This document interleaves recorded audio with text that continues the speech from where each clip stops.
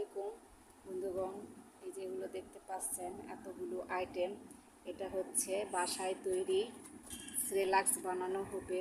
তাই আপনাদেরকে কিছু উপকরণ দেখাই দিচ্ছি। এগুলো সব হচ্ছে বাদাম, যেখানেও বাদাম আছে, সব রকমের বাদাম আমি নিব পরিমাপ মতো। আপনার শিশুর বয়স অনুপাতে এটা তৈরি করতে পারেন।